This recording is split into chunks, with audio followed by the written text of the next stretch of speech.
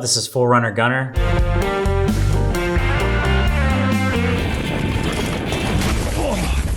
Like your balls shrivel up, but then, you know, settle into it.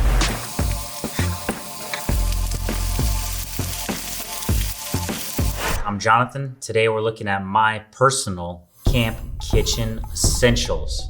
Number one on my list, it's gotta be the chef's knife. I used to work in kitchens, back of house. Honestly, everyone's using a chef's knife. And that's what I started on. That's what I used for years. And so I don't use the goofy, big butcher knife that you see on like all the Instagram, you know, everyone's in the woods and they all throw the onion up and it lands on there. Ooh. No, I like just a regular ass knife. I love Glestain. It is pretty much one of my favorite companies. This is the Gyuto. That's the shape. It's a chef's knife. It is scalloped for my pleasure.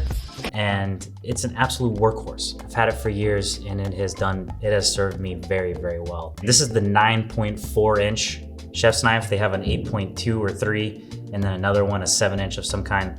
But for me, this has been perfect, 9.4 inch Glestain. Next up on my list of essentials, obviously, if you're gonna cook, you gotta have a burner. We started with the GasOne GS-8300. This is only 8,000 BTU. It's a butane only burner. And you know, it got the job done pretty much for the most part, but we noticed pretty quickly it just did not have enough juice. We were trying to boil potatoes on one trip and it took damn near 20 minutes or something ridiculous. This is actually now the kind of backup secondary burner.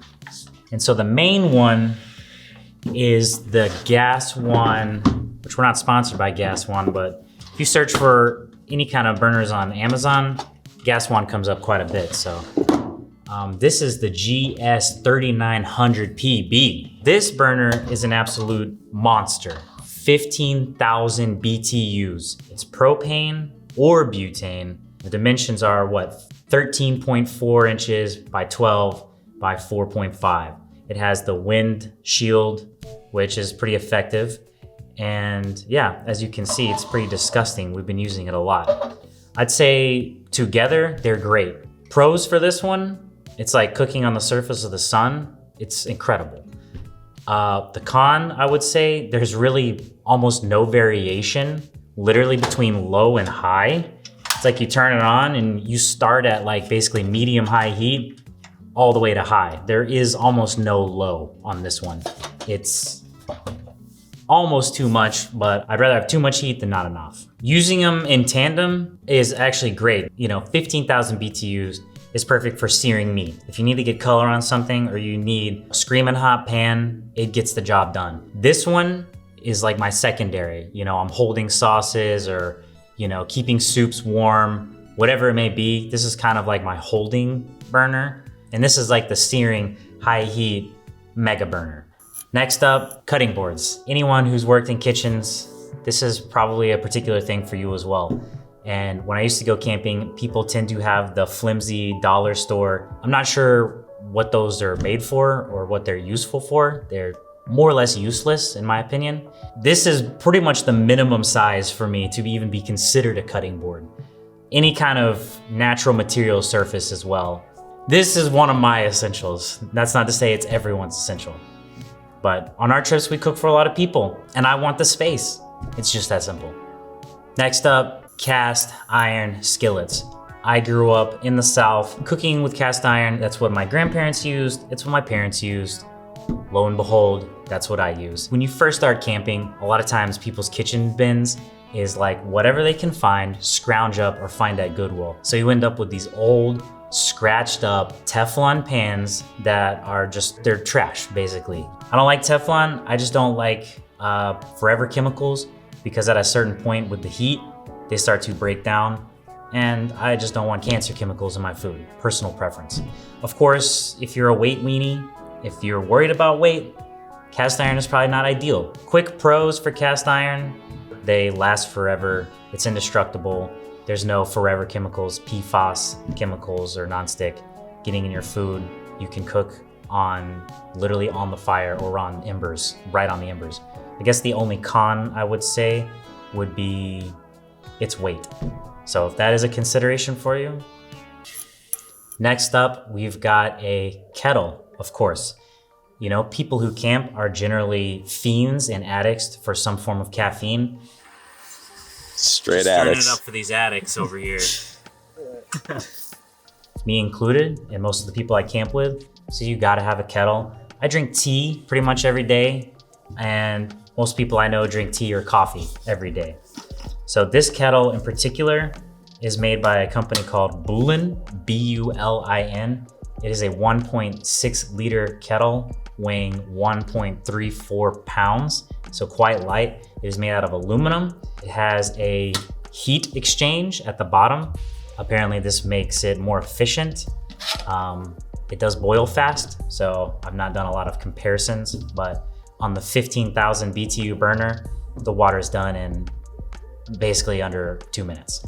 So this, you've got your covered handle, your lid, it works great, and we use it on every single trip multiple times. Next up on the list, we've got something to eat on, right? You know, when we're cooking, you spend all this time making food for people that's delicious. I just want to eat on something that's halfway decent. So this is Wealers stainless steel plate / bowls. They kind of serve both purposes. They're 8.5 inches, they're 6 in a set, and the set weighs 8.5 pounds total. My personal preference, if I'm gonna spend all this time cooking good food, I just don't wanna eat on like paper or styrofoam plates or plastic or anything like that. That's really why we got these. That's pretty straightforward. They hold food. And you might be noticing a trend here.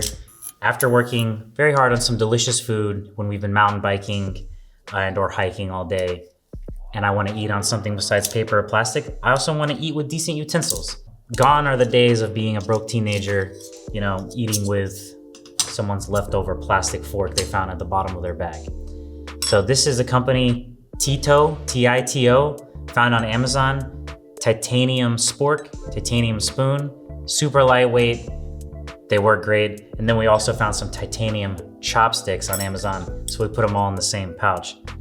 Talk about a flex. Show up at the next camping trip with your titanium chopsticks and be like, yo, what's up? That's just how I roll. Next up, the fish spatula.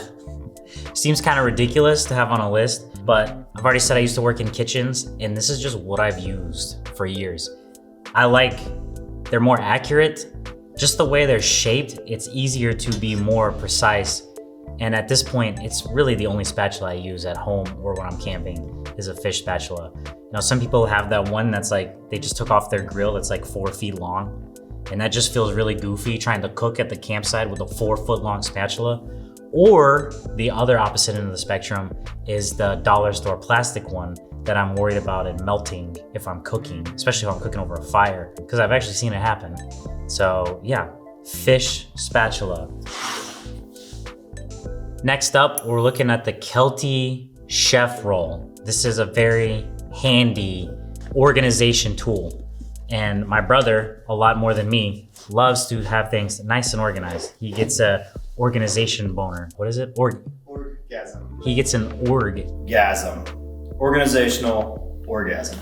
I love things to be organized. I love everything to be in its perfect place. And this thing is actually ridiculously handy and useful. You know, trash bags, silverware, utensils, spatulas, ladles, whisks, all that kind of stuff. It is pretty much your little mini kitchen drawer in one bag. The best thing about the chef roll is everything's in one place, it's organized, and when you're done, you just roll it up, throw it in the bin, and you're good to go till the next trip. Last but not least, you need a bin, right? So we went with the DOMETIC. So yes, you can go to Walmart and get the $4 plastic tub that will break. The opposite end of the spectrum, like those Pelican cases this size, are around $500. So this is kind of that happy medium where you have a nice, sturdy case that's gonna last. It's aluminum on the outside, hard plastic. They stack on top of each other, and it has plenty of room on the inside. So the DOMETIC hard shell case, it's 50 liters, It is 17.5 by 23 by 12.19 inches, and it weighs a little under 10 pounds. So that's my camp kitchen essentials list. All you chef guys out there cooking in the woods, leave a comment below. Let us know what kind of quirky things you feel like you absolutely need. For us, we're going on trips for 4 Gunner at least once a month with like 3 to 20 people, so we're using our gear. If you got any questions on that, just leave them below. All links will be in the description for the products. And in the next video, we're gonna be talking about the rest of the gear, tables, gas, just other miscellaneous items that we use as well.